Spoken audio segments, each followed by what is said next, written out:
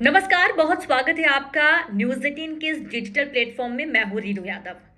दरअसल आज बहुत ही इंटरेस्टिंग टॉपिक के साथ आपके साथ जुड़ी हूं, क्योंकि आज का जो टॉपिक है वो सभी के लिए नॉलेज तो होगा ही, साथ ही साथ एक जागरूकता का मैसेज भी होगा, क्योंकि ये पूरा वाकया 20 अगस्त से काफ़ी चर्चाओं में भी रहा है। इसके साथ कुछ डिटेल्स लेकर भी हम आए हैं। दरअसल पति से हर महीने 6,16,000 रुपए गुजारे भत्ते के रूप में मांग रही महिला को कर्नाटक हाईकोर्ट ने जमकर फटकार लगाई। उनका ये कहना है कि अगर आपके इतने खर्चे हैं तो आपको खुद ही कमाना चाहिए। दरअसल पूरा जो वाकया है वो काफी हैरान कर देने वाला है।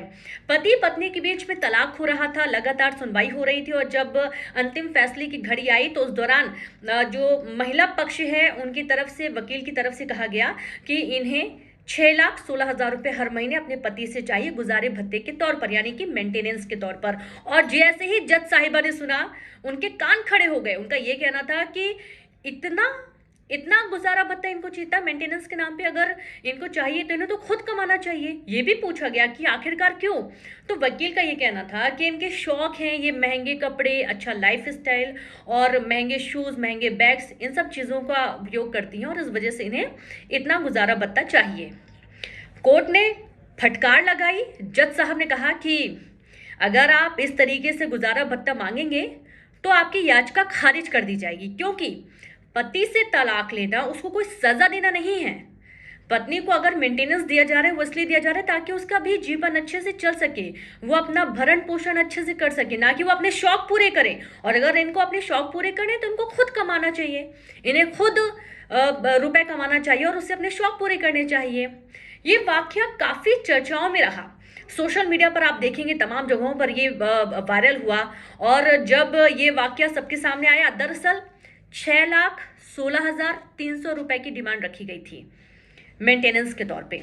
और ये बोला गया कि जो 20 अगस्त के दिन सुनवाई हुई है तो राधा के वकील ने खर्च का ब्यौरा देते हुए ये बोला है कि कपड़े, जूते, अन्य सामान के लिए 15,000, खाने पीने के लिए 60,000, मेडिकल ट्रीटमेंट के लिए 4 से 5 लाख रुपए, और मिलाकर टोटल 6,16,300 रुपए हैं जो कि इनको मेंटेनेंस चाहिए।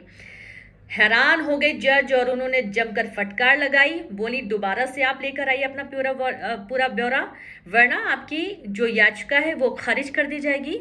और इतने शौक अगर इन्हें पूरे करने हैं राधा मुनुकुंतला को, तो वो खुद कमाएं। अब कानून में गुजारे भत्ते से जुड़े क्या प्रावधान हैं, कोई कितनी रकम मांग सकता है, क्या बेरोजगार पति भी अपनी पत्नी से रकम मांग सकता है या मेंटेनेंस का हकदार हो सकता है, आज आपको ये पूरी जानकारी डिटेल में थोड़ा बताएंगे। देखिए, सबसे पहला सवाल तो है कि पति से हर महीने 6,16,000 रुपए जो डिमांड रखी गई थी ये उचित थी कि नहीं थी। तो ये बिल्कुल भी उचित नहीं थी, और यही कारण है कि जज साहिबा खुद चौंक गई और उन्होंने फटकार भी लगा दी और ठीक ठाक ब्यौरा मांगा उन्होंने कि आपके जो एग्जैक्ट खर्च हों, जो आधारभूत खर्च हों, वो आप बताइए और उसके आधार पर आपको मेंटेनेंस दिया जाएगा। अब आगे हम आपको जो ज़रूरी जानकारी देने जा रहे हैं वो ये है कि गुजारा भत्ता क्या होता है और इसका प्रावधान किस कानून में है। तो आप ये देखिए कि जब एक व्यक्ति दूसरे कमज़ोर या अक्षम, यानी कि जो कमाता नहीं है, जो ज़्यादा कुछ बाहर कर नहीं सकता है, व्यक्ति को खाना, कपड़ा, घर, एजुकेशन, मेडिकल जैसी बेसिक ज़रूरत के लिए आर्थिक मदद करता है, उसे गुजारा भत्ता यानी कि मेंटेनेंस कहते हैं। हिंदू मैरिज एक्ट 1955 के तहत गुजारा भत्ता 2 तरीके से होता है। ये कौन कौन सा होता है वो भी आपको बता दें। एक होता है अंतरिम गुजारा भत्ता, एक होता है परमानेंट गुजारा भत्ता। अंतरिम गुजारा भत्ता में क्या होता है कि जब तक मामला कोर्ट में चल रहा होता है, जब तक सुनवाई होती है, तब तक एक राशि तय कर दी जाती है गुजारा भत्ता देने वालों की तरफ से महिला को या फिर महिला की तरफ से पुरुष को, जिन्हें भी गुजारा भत्ता देना है, कि ये राशि है, फिक्स है, इतनी राशि इनको देनी होगी जब तक ये केस चल रहा है हर महीने। और एक होता है परमानेंट गुजारा भत्ता। जैसे ही पूरा केस क्लियर हो जाता है, ये कंफर्म हो जाता है कि अब ये तलाक हो चुका है, अगर पति पत्नी को तलाक देते हुए जो गुजारा भत्ते की डिमांड रखी जाती है, जो कि बेसिक तौर पर होती है, वो देने के लिए प्रावधान कर दिया जाता है कि आपको हर महीने इनको इतना पैसा देना है। और स्पेशल मैरिज एक्ट के तहत 36 और 37 में गुजारे भत्ते के बारे में कुछ जरूरी प्रावधान है। और इसके अलावा जो स्पेशल मैरिज एक्ट है, धारा 36 और 37 में गुजारा भत्ते के लिए प्रावधान, CRPC की धारा 125A के अनुसार मुस्लिम महिलाएं, जी हाँ, हिंदू महिलाओं के अलावा मुस्लिम महिलाएं भी भरण पोषण गुजारा भत्ते के लिए मांग रख सकती हैं। अब एक बात और आपको बता दें कि कितना मेंटेनेंस दिया जाएगा, ये कैसे तय होगा, क्या कोई अपर या लोअर लिमिट इसमें होती है। देखिए, आपको याद होगा कि आपने कुछ बॉलीवुड हस्तियों के जो तलाक सुने होंगे, उसमें आपने देखा होगा कि करोड़ों करोड़ों रुपए मेंटेनेंस के तौर पर दिए जाते हैं। ऋतिक रोशन का मामला तो काफ़ी सुर्खियों में रहा है, और जिस तरीके से बंगले, गाड़ी, प्रॉपर्टी, करोड़ों रुपए और ना जाने कितनी ज्वेलरी भी दे दी जाती है तलाक के दौरान। तो इसलिए ये सब लोग के दिमाग में एक सवाल आ गया है कि आखिरकार कितना गुजारा भत्ता दिया जाना चाहिए। तो आपको एक चीज बता देते हैं कि गुजारा भत्ता देने वाले के औकात या फिर उसकी कितनी आय है, वो कितनी जिम्मेदारी संभाल सकता है, वो कितना कमा रहा है, उसकी वर्थ क्या है, ये तमाम चीजें देखने के बाद ही तय होता है। यानी कि मेंटेनेंस कितना देना होगा, ये व्यक्ति की आय, संपत्ति, जिम्मेदारी, जरूरतों को देखकर तय किया जाता है। और जो गुजारा भत्ता ले रहा है उसके ऊपर भी डिपेंड करता है कि वो नौकरी कर रही है क्या, वो आर्थिक रूप से मजबूत है क्या, शादी के पहले भी वो नौकरी कर रही थी क्या। अगर ऐसा है तो दूसरा पक्ष मेंटेनेंस देने से मना भी कर सकता है। माने कि अगर पुरुष और महिलाएं दोनों कमा रहे हैं और दोनों अच्छी इनकम कर रहे हैं, तो पुरुष उस महिला को गुजारा भत्ता नहीं देने के लिए भी अर्जी लगा सकता है, याचिका लगा सकता है, आगे केस लड़ सकता है।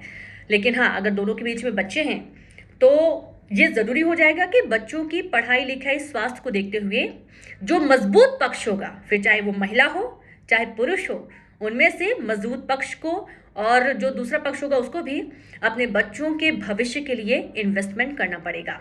यानी कि बच्चे जिनके भी पास रहेंगे उनको उन बच्चों के लिए, स्वास्थ्य के लिए, पढ़ाई के लिए, उनके भविष्य के लिए मेंटेनेंस देना पड़ेगा। लेकिन जब पति पत्नी की बात आती है तो मजबूत पक्ष ही कमजोर पक्ष को मेंटेनेंस देगा। अगर आप ये सोच रहे हैं कि महिला बहुत मजबूत होगी और उसके बावजूद वो अपने पति से मेंटेनेंस ले पाएगी तलाक के दौरान, तो हो सकता है कि अगर पुरुष ने याचिका लगा दी कोर्ट में और वो नहीं देना चाहता है, क्योंकि ऑलरेडी उनकी वाइफ को वो देख रहे हैं कि काफ़ी तरक्की पर हैं, बहुत अच्छा पैसा कमा रही हैं, तो वो इसके लिए आगे याचिका लगाकर खारिज भी कर सकता है। यानी कि वो फिर मेंटेनेंस नहीं देगा। तमाम पैरामीटर्स हैं जिनको समझना होगा। और ये बहुत ही इंटरेस्टिंग एक टॉपिक था, क्योंकि कई बार कानून का, नियम का गलत फ़ायदा उठाया जाता है। जैसे कि ये मामला सामने आया था, और इस मामले के सामने आने के बाद बहुत सुर्खियों में ये मुद्दा रहा है, जब कर्नाटक हाई कोर्ट ने जबरदस्त फटकार उस महिला को लगाई थी जिनके वकील ने, यानी कि राधा मुनुकुंतला के वकील ने ये बोला था कि 6,16,300 रुपए इनको मेंटेनेंस के तौर पर हर महीना चाहिए।